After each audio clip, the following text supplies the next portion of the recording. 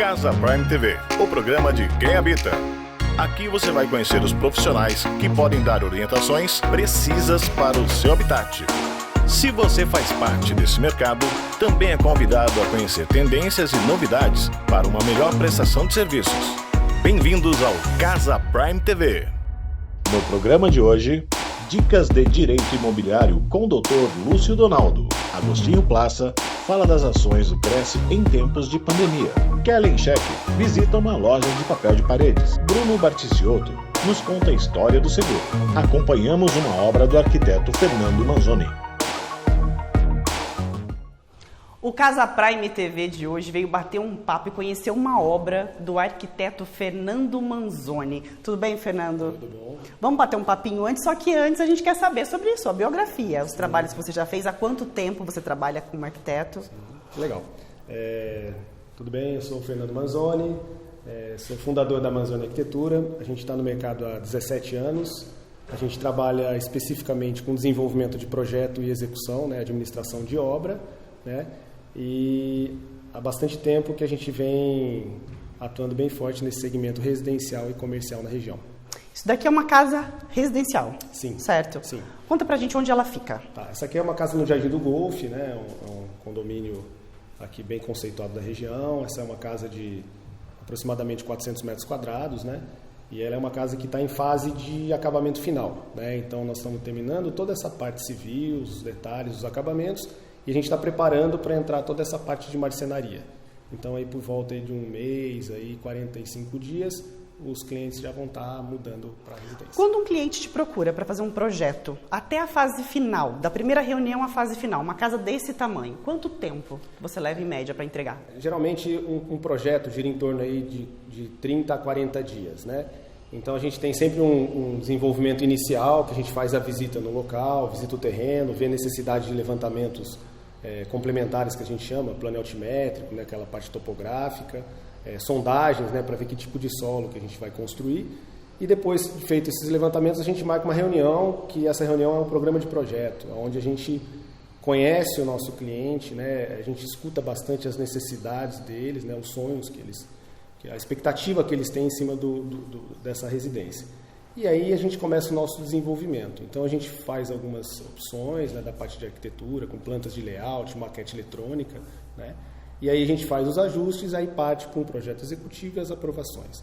Então esse período geralmente é por volta de 3 a 4 meses, quando a gente desenvolve um projeto com uma certa velocidade e uma assertividade boa, né? A partir daí a gente finaliza a parte de projeto, a primeira etapa está concluída e parte para a segunda etapa. Então é questão de orçamento de obra, questão de prazos de execução, né? Então, dependendo do tamanho do projeto que a gente determina o prazo de obra. O prazo de entrega. E dependendo da dificuldade também do projeto, né? Então, é muito complexo você já chegar dizendo para o cliente em quanto tempo nós fazemos uma obra. Mas, assim, o importante, eu sempre falo, ter um bom projeto, o projeto ser bem desenvolvido, ser um projeto completo, bem desenhado, para a gente conseguir chegar num quantitativo bem preciso, né? Para aí sim começar a obra e chegar no final dentro desse planejamento. Chega algum cliente até você que não tem ideia do que ele quer? Ah, bastante. Não tem ideia do que eu quero, não tenho referência nenhuma, não sei. Bastante. Tem muito isso? A nossa formação é justamente interpretar, né, a necessidade deles, o que eles buscam, colocar tudo aquilo que eles Você pensam. faz uma entrevista praticamente com a pessoa? Uma entrevista bem completa, geralmente são longas até, né, geralmente por volta de 2 horas aí, cada reunião, né, para fazer essas determinações. A gente tem alguns questionários que a gente faz no decorrer desse desenvolvimento para ter uma assertividade melhor, né? Mas geralmente a gente sempre consegue chegar no que o cliente deseja. Vamos falar um pouquinho de pandemia? Sim. Qual é o ponto positivo para você na pandemia? Se tratando da sua área, né, em arquitetura, o que você vê de positivo? A gente, lógico, não é bom, né? Na verdade, por tudo que acontece, né? A questão da saúde é uma coisa que é bem complicado a gente dizer que é bom, né? Mas teve alguns setores que deram uma melhorada. Por outro lado, a questão da construção civil não parou, né? Eu acho que a grande massa também dos trabalhadores está na construção civil, então acho que é complicado parar, né? a gente teve que se adequar muito à questão dos prazos dos fornecedores, a questão dos preços também. Então a gente começou em algumas obras com um planejamento que teve que ser revisto por conta de aumento, demanda, falta de material, prazos, né, que aumentaram. Então a gente teve que ter um trabalho maior. Né? Contrapartida, veio bastante trabalho para a gente, porque muita gente descobriu que onde mora não cabe, que trabalhar em casa não é tão fácil assim, então precisa ter um espaço bem reservado. Então a gente teve bastante cliente que veio de apartamento para construir a casa, a gente teve bastante cliente que veio de fora. De outras cidades? De outras cidades, da própria capital, né? Uma cidade com uma grande concentração populacional, e eles vieram para cá em busca justamente disso, né? Desses espaços mais abertos, mais tranquilos. Então veio do Rio de Janeiro também, e daqui a gente percebeu que algumas pessoas daqui também foram para o litoral, foram para Santo Antônio do Pinhal, foram para São Bento do Sapucaí. Os lugares mais tranquilos, né? Então a gente acabou entrando bem forte nesse segmento residencial, né? Você falou que faz gestão também da obra, então você acompanha a obra todos os dias. Dia a dia. Ai, então, que trabalho. Tem gente que acha que arquiteto só faz projeto e fica no escritório. A gente sempre... a orientação que a gente dá, e é muito comum até, muita gente não tem esse conhecimento, quando eu divido em 2 etapas, existe a etapa de autoria de projeto e responsabilidade pelo projeto. Então tem que ser um profissional, né? Um arquiteto, os projetos complementares com os engenheiros.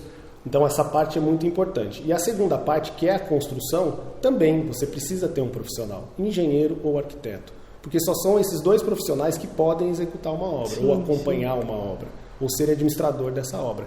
Então a gente acompanha aí muitas pessoas que não têm o conhecimento e acham que é só desenvolver o projeto e contratar um pedreiro ou um empreiteiro que a obra vai. Na verdade, a nossa gestão é muito completa, porque além desses 17 anos, a gente já tem um know-how bem grande, conhecer bastante fornecedor, a gente tem todas as malícias da construção. Sim. Né? Tem muita gente boa no mercado, tem muitos parceiros que a gente é muito grato pelo trabalho deles, mas a gente também tem que ficar bem atento, principalmente nessa fase de pandemia.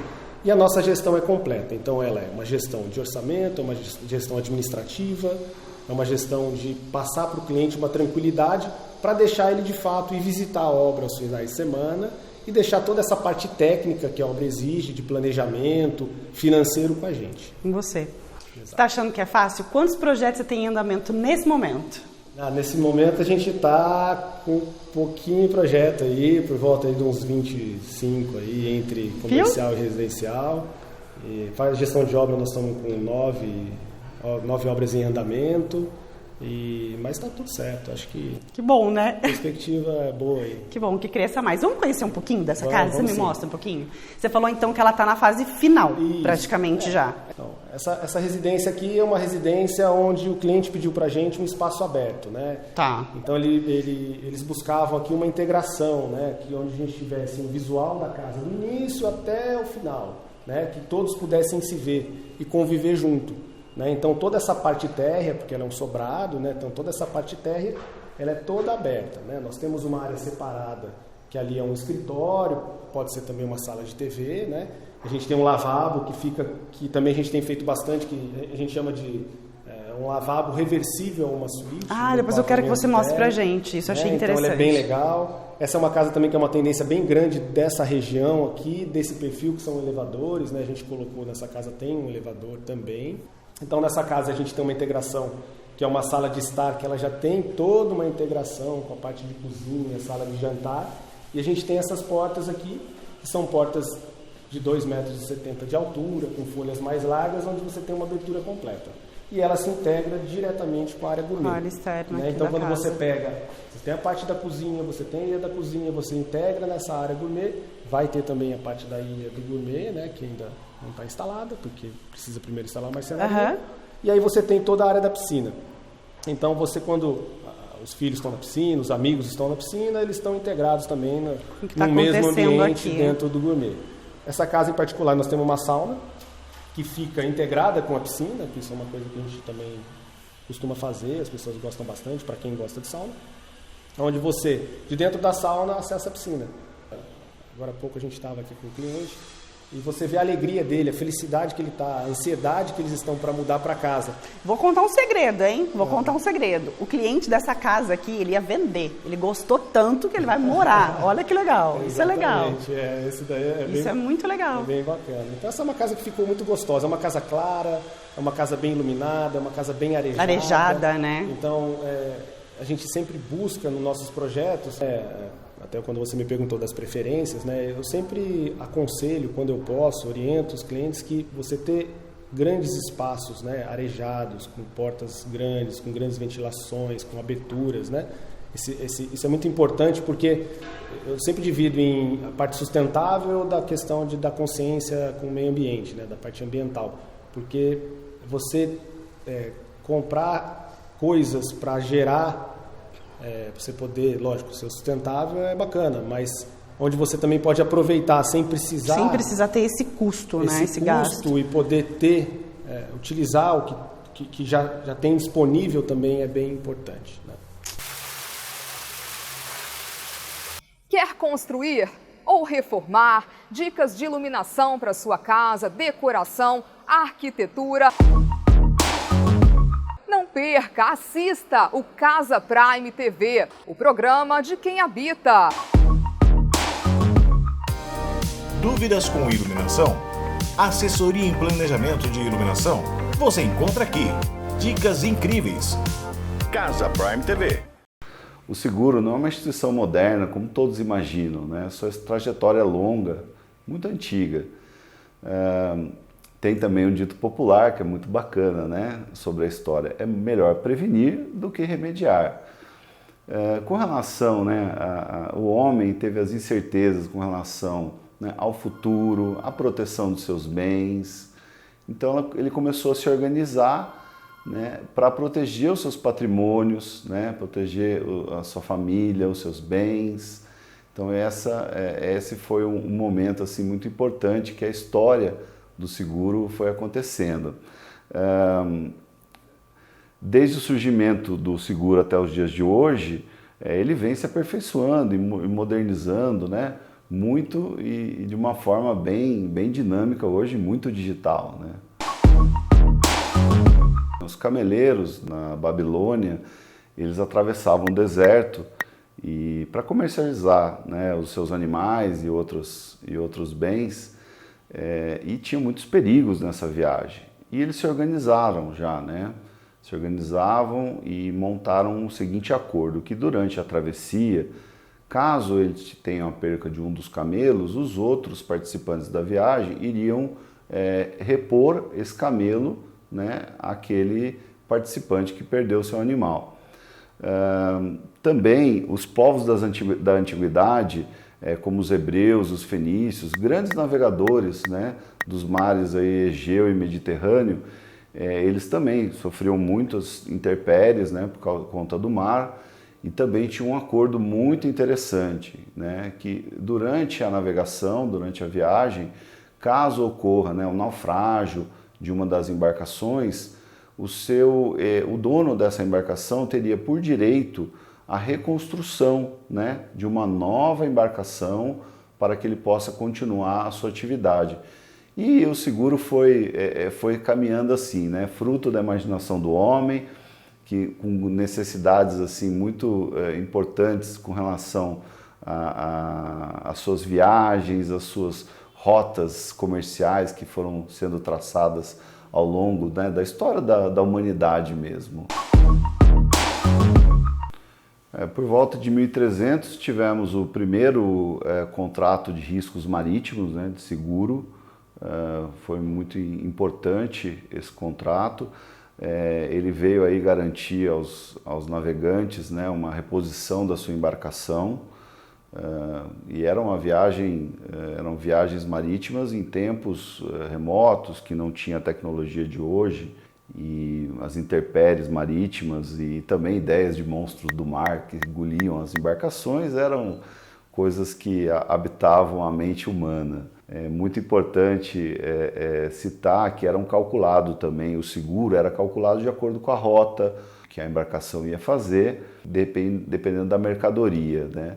Muito importante também, em 1500 foi estabelecido um escrivão de seguros, que era monopolizado pelo Estado, e depois, mais para frente, o seguro foi se modernizando.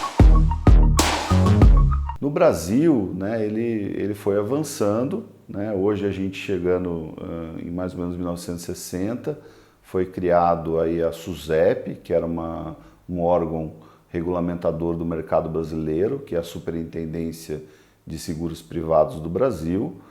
Logo depois também foi criado a FENACOR, que é a Federação Nacional dos Corretores de Seguros.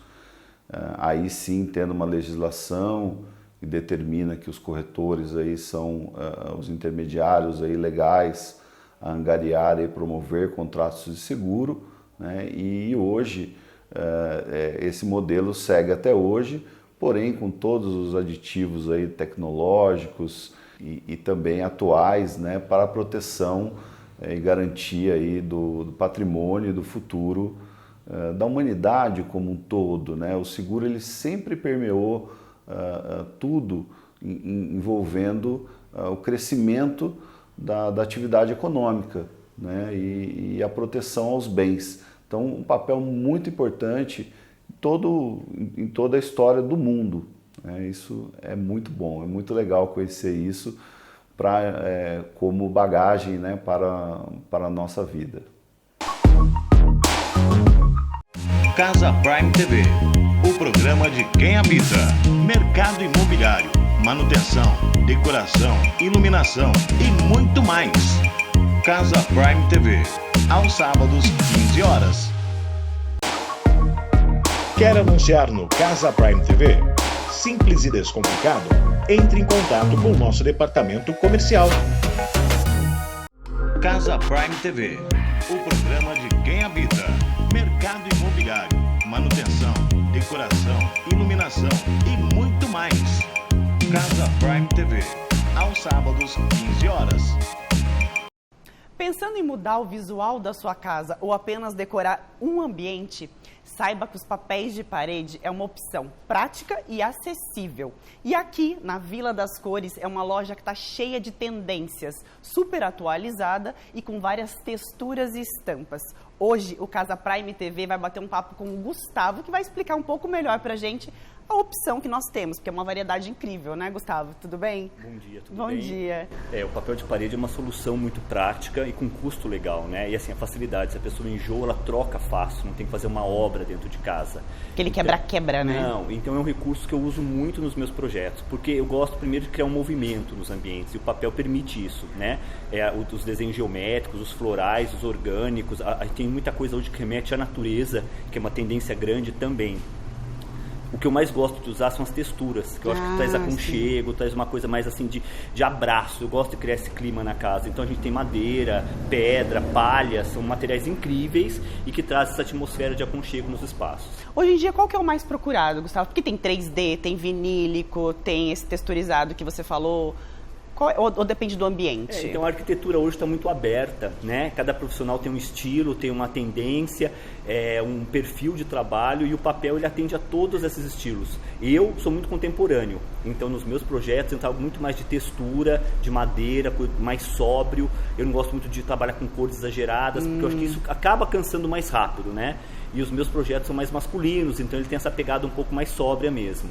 Num ambiente, por exemplo, que tem um fluxo muito grande de pessoas, que tem criança, que vai ficar passando a mão, que tipo que você indica colocar? Então, o papel vinílico é uma solução incrível, porque a pintura na parede, ela mancha, né? E o papel vinílico, ele pode ser lavado, pode passar esponja com detergente neutro, então a manutenção dele é muito mais fácil do que uma parede pintada com uma tinta convencional.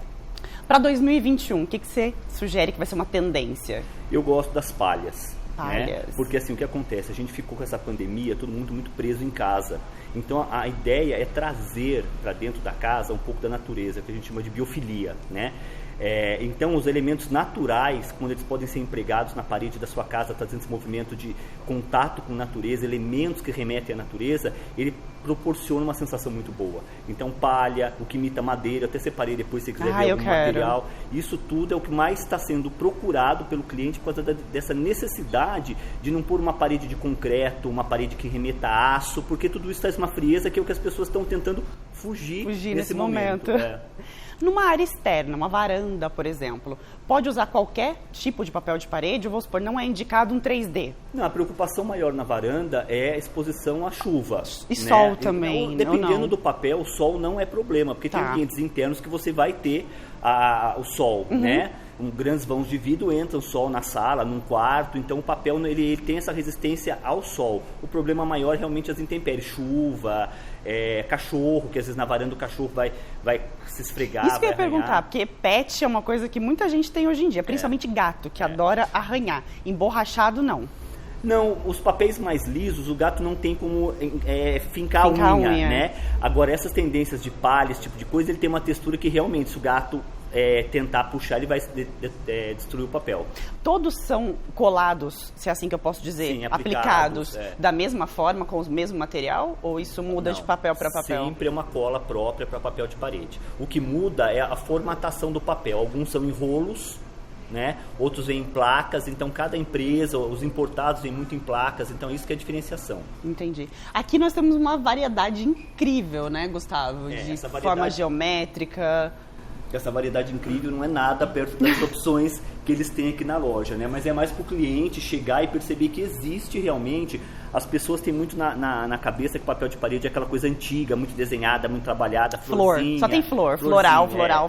E não, hoje o papel ele tem uma gama muito grande, desde os geométricos, modernos, até texturas para quem não quer ficar fazendo manutenção constante de pintura. Eles têm papel sólidos, lisos. Você aplica como se fosse uma pintura e pronto, não tem um desenho, não tem nada. Mas é pela facilidade de manutenção do produto. A durabilidade dele depende da sua manutenção, do seu cuidado também? Depende do cuidado, porque senão o papel dura 10, 12 anos, tranquilamente. Nossa, sim, tudo isso. Papel de qualidade, porque tudo isso interfere, né? Sim. A espessura do papel, a camada aplicada da estampa, tudo isso interfere um pouco. Os papéis deles aqui são 100% vinílicos, que na minha opinião é a melhor linha de papel. Tirando as palhas que são naturais mesmo, os papéis em geral são vinílicos, e eles têm uma durabilidade enorme. O que você separou aqui pra gente, Gustavo? Dentro do que eu te falei de tendências do meu perfil de trabalho, esse papel, ele remete a uma madeira. Se você passar a mão, ele tem até uma textura de madeira. Tem mesmo. Né? E daí tem várias opções de cores, dependendo da proposta do projeto. Eles conseguem fazer uma linha que remete a uma machetaria, como se fosse 3, 4 madeiras diferentes, né? Um produto que é muito legal, é isso que ele é perfeito, um linho, um tecido na parede. Lindo esse. Né? Isso traz aconchego, isso traz assim, um aquecimento para o espaço, e eu posso colocar quadros, tudo em cima sem desgastar, sabe? Sem cansar a imagem. Essa é uma linha de palhas, se você passar a mão também é uma linha que tem uma textura incrível, né? Ela pode tanto ser uma palha lisa quanto uma palha estampada. Olha essa, que né? linda! É linda. E é um produto que requer um pouco mais de cuidado pela própria textura, ele pode desfiar, pode puxar, né? Mas assim, fora isso, eu acho que é um produto que ele valoriza qualquer ambiente. Gustavo, se eu tenho um ambiente pequeno e eu quero dar uma amplitude para esse ambiente, tem algum tipo de estampa ou cor que você indica? Para ambiente pequeno, a gente prioriza cores claras e, se possível, listas. As listas horizontais, ela dá uma ampliada, do mesmo forma que a vertical, ela acaba aumentando o pé direito, é uma sensação de alongar o pé direito. Mas se for para um lavabo, por exemplo, que é um ambiente pequeno que a gente usa muito papel de parede, eu geralmente faço o contrário. Eu trabalho com material extremamente carregado, uma coisa mais over, porque o lavabo é um espaço meio cênico, né? Sim. As pessoas gostam de entrar e se surpreender. E daí é legal, estampas fortes, tem umas coisas que são meio lúdicas, né? Meio irreverentes. Dá uma ousada, né? A ideia é ousar. Daí você esquece cor, esquece tudo. Você se preocupa mais com o efeito cênico de chegar e falar, uau, que legal. Quero ficar aqui mais do que 5 minutos. Esses são os 3Ds. Eu queria te mostrar esse álbum. Esse álbum é desenhado todo pelo Estúdio Front, que é o mesmo que desenha as luminárias da MOI, que é uma empresa incrível internacional. O branco está sendo muito usado, porque vai para uma pegada meio escandinava. A arquitetura escandinava está em alta, né? O design forte. Então, essa linha toda se remete a isso. E daí eu tenho aqui o desenho que imita o 3D. Que é geralmente o que a gente mais vê, é o mais comum. E daí eu tenho o papel realmente em 3D, ele é solto, as abinhas são soltas. Quando você instala isso, ele realmente fica, ele não imita, ele é um papel um 3D. Que tem um efeito tridimensional. Que legal isso, mas tem que ter um cuidado, né? Mas eu acho que a instalação, de forma geral, do papel, ela requer um cuidado. É uma coisa importante, você investir num papel bom, tem o cuidado de um bom instalador também. porque a instalação mal feita, ela acaba perdendo um pouco o efeito, fica mancha com cola, sabe? Então é importante a pessoa que tem a intenção de colocar um papel de parede se preocupar quem vai instalá-lo. Geralmente as lojas que vendem um papel de qualidade, elas já indicam os próprios colocadores para não ter problema. Isso que você falou é uma verdade, Gustavo. Eu já vi ambientes com 3Ds, papel de parede 3D, que não parecia 3D, porque estava colado errado, estava bem torto. Os papéis com temas infantis, ainda é muito usado em quarto de bebê ou já as mães já estão mudando? Eu vejo muita coisa listrada também, então, que é legal. As mães estão fugindo daqueles temas muito certinhos, entendeu? Você consegue criar situações de papel lúdico, trabalhando com cores, bolhas, alguma coisa um pouco mais inusitado, que traga cor para o espaço, e do que ficar desenhinhos mesmo, né? Porque isso, a criança cresce e hoje as crianças mudam muito rápido. Sim, enjoam daquele personagem. Qualquer coisa que limite, que ingesse o ambiente, para elas não é interessante. Então, você ter só um ambiente colorido e podendo mudando o cenário, né? Já para eles está ótimo. Agora, se você faz um quarto da Branca de Neve, você está preso àquilo, né? Você não pode. Agora, faz um quarto rosa e lilás, alguma coisa assim, você pode brincar em torno daquelas cores, criando situações diferentes. Gustavo, muito obrigada, viu, pelas suas dicas. Imagina, o prazer foi meu e quando precisar de alguma coisa, estou às ordens. Muito obrigada. Ouse mudar o seu ambiente. Aqui na Vila das Cores, com certeza tem a decoração certa para você. Casa Prime TV, o programa de quem habita. Mercado imobiliário, manutenção, decoração, iluminação e muito mais. Casa Prime TV, aos sábados, 15 horas.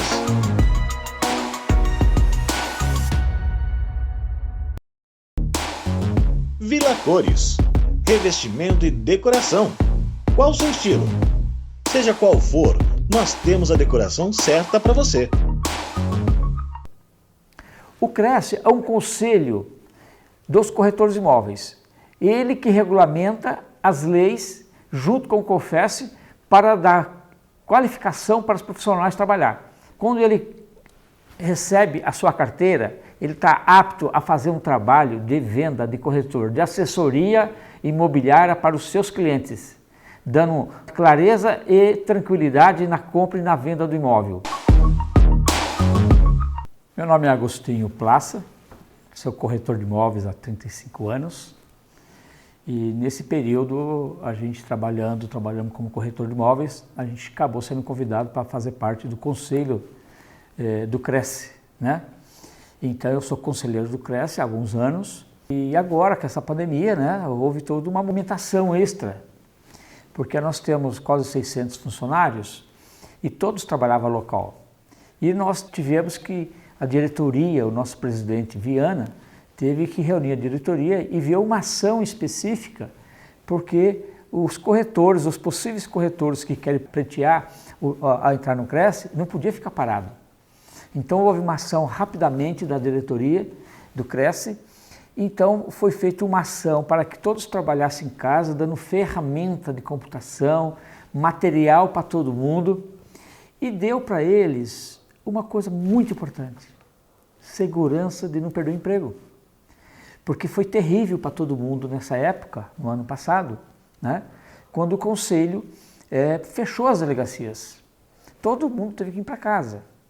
E no mesmo tempo que a gente, o CRES, a diretoria, tinha que pensar nos funcionários, tinha que pensar naqueles que estão trabalhando em todos os estados, que são várias delegacias. Aqui em São José, por exemplo, tem uma delegacia que atinge todo o Vale do Paraíba, né? A região metropolitana do Vale do Paraíba. Então, houve uma ação tão grande em cima disso. E como nós estávamos já na parte da informática do CRES, interessante, estava já com a parte informática já quase desenvolvida totalmente, que a gente ia lançar só agora em 2021, isso houve uma necessidade de urgência e fizemos isso já no ano passado. Então, para você ter uma ideia, todas as delegacias estão fechadas desde março, mas o CRES não parou.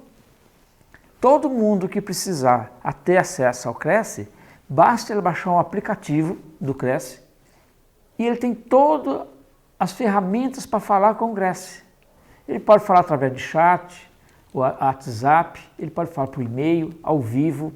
Então, todas essas ferramentas estão disponíveis para qualquer um da comunidade, para escutar e saber quais as ferramentas que eles precisam, até para fazer o curso, porque muitos, nós estamos dando a carteira, né? Cada corretor recebe a sua carteira profissional. Então, nós estamos dando mais de 300, 500 carteiras por mês. Então, a diretoria fez um trabalho, primeiramente, de assegurar uma posição de tranquilidade para a equipe, que eles vão ficar em casa, mas eles vão estar com o seu emprego. O Cresce não demitiu ninguém por causa da pandemia, né? E houve uma ação direta para não deixar os corretores, que já existem, mais de 135 mil corretores no estado, sem nenhuma resposta de comunicação, devido ao fechamento das delegacias. Então essa ação foi muito rápida e conseguimos atender. Então hoje o cidadão, né, o corretor de imóveis ou o cidadão comum que quer ingressar, ele tem que se deslocar da sua casa para fazer as suas ações. Aqui em São José, a pessoa que vem lá de Pinda, de Aparecida, de Cruzeiro, ele tinha que vir até na nossa delegacia para resolver as coisas. Hoje ele não precisa resolver pela delegacia. É tudo pela informática, tudo no computador. Então isso veio dar uma velocidade muito grande. As pessoas estão muito mais felizes que estão podendo resolver o que eles precisam resolver num tempo mais rápido.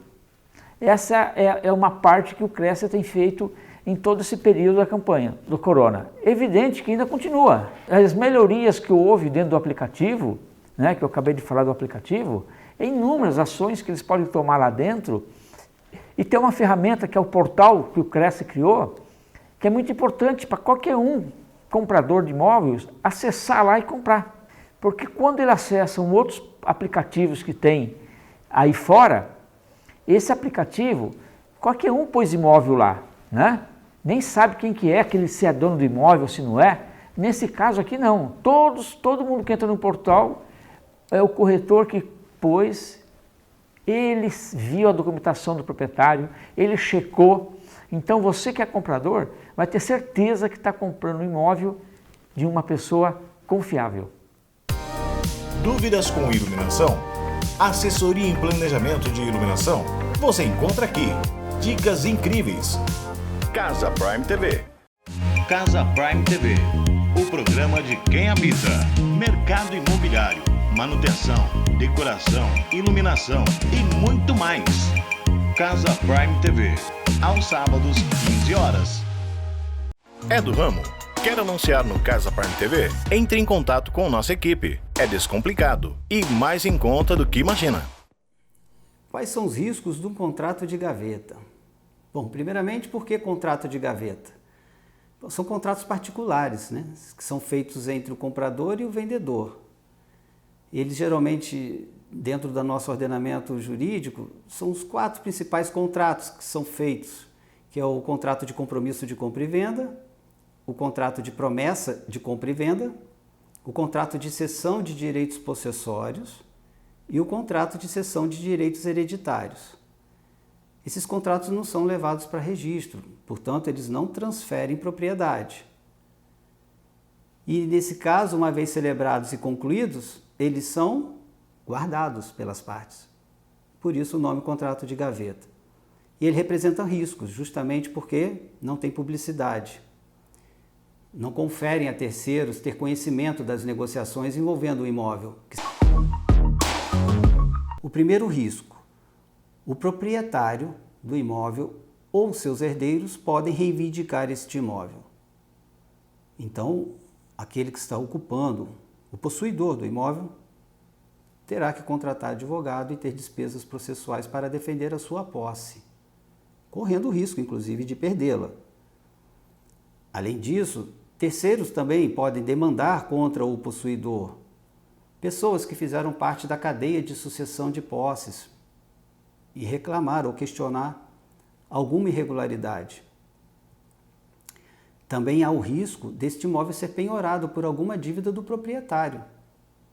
E neste caso, mais uma vez, o possuidor terá que contratar um advogado para defender a sua posse. É bom lembrar também que imóveis irregulares, nessa situação, eles têm um valor de mercado bastante reduzidos, às vezes em até 50% do valor de mercado.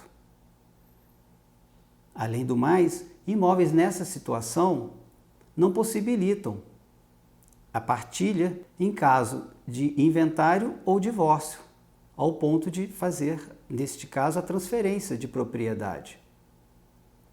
Esse tipo de imóvel também impede qualquer tipo de financiamento bancário, pois a situação documental é irregular. Por isso, a recomendação que eu dou é que, se você estiver nesta situação, ocupando um imóvel com a documentação irregular, reserve tempo e recurso para regularizar a sua situação. Isso, com toda certeza, quando for concluído, garantirá a você e a sua família um aumento no valor do seu patrimônio e dará maior certeza e segurança na transmissão de propriedade deste imóvel para seus familiares, em caso de sucessões ou partilhas em eventuais divórcios, como também para venda para terceiros em valores já condizentes com o valor de mercado. Espero que tenham gostado dessas dicas e orientações e até a próxima.